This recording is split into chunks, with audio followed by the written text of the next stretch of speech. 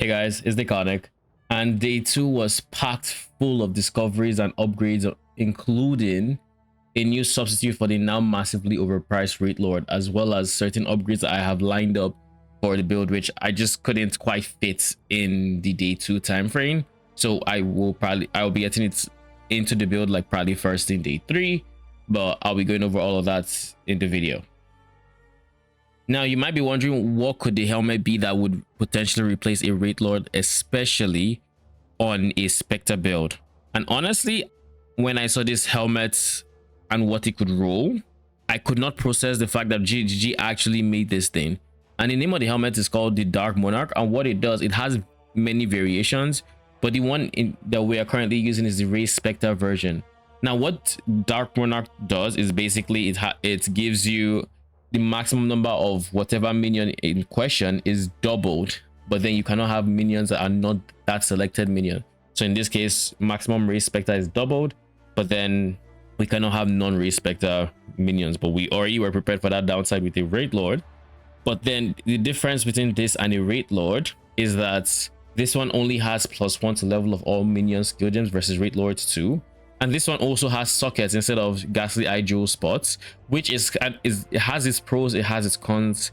Pros are you can have more support gems to support all your supporting skills. I said support so many times. The cons is you lose so much in the way of like flat minion damage that would have buffed your per Spectre basis, that you actually do lose damage per minion essentially. But then you have more, you can have more minions. But what this effectively means for our build right now is I bought this helmet for 90 chaos when the only Wraith Lord I saw on trade at the time was 20 divines.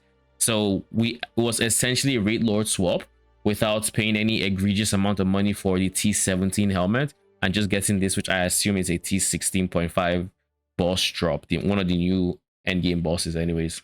If you're enjoying the content and you haven't already, do consider liking and subscribing, as it helps a lot with the algorithm and with our 2025 goal of getting 2,000 subs, after which I will be doing a face reveal on stream and here on YouTube. Now, what do you need to potentially switch into a Dark Monarch for your mid budget? I would say at a bare minimum, least you want is a level 25 Race Spectre gem. There are a variety of ways you can get to 25, but you do not want to swap into this without level 25. And the reason behind this is by 25 you get your third Spectre from your gem, and that gives you 4 total minions or Spectres, and that 4 is then doubled to get you 8 without level 25, i.e. if you're like even level 24, you're going to have only 3 Spectres, and with the helmet it's only going to be 6. You don't want to switch to pure Spectres with 6 Spectres. You want at a minimum 8. So you have the ways you can get 25 would be either getting 2 levels from your wand. I used 1 for my wand, 1 from shield, 1 from boots, i.e. Bones of Allure, and the level 21 gem. You can choose to forego the 21 and go for a level 20 gem with +2 wand, or you can choose to spare a support gem for empower support that gives you 2 levels and skip any one of these combination of things. Either way, you just want you want the addition of everything to be level 25 gem or higher. You can always go higher, but not below.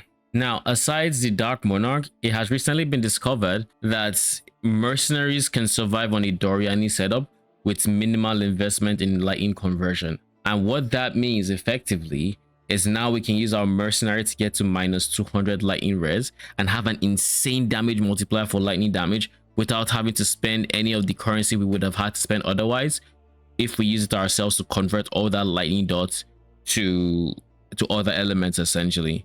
I do have a Doryani. I bought it yesterday when I was going to play around with it.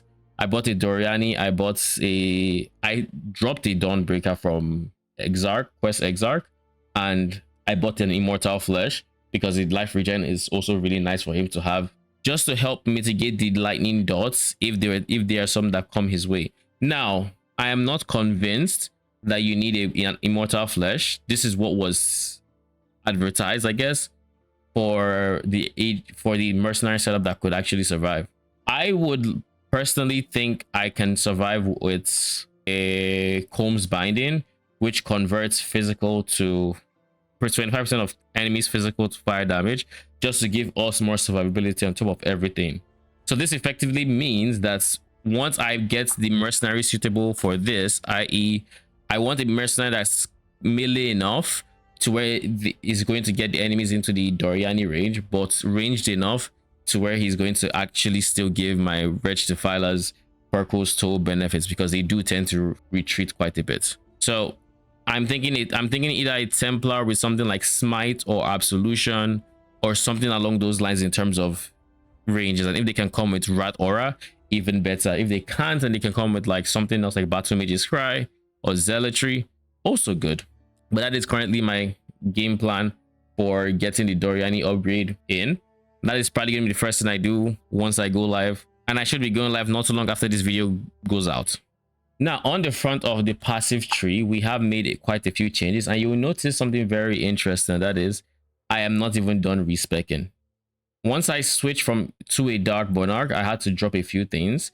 I also invested in getting a Death Achievement Anoint, which saved me a whole lot of points.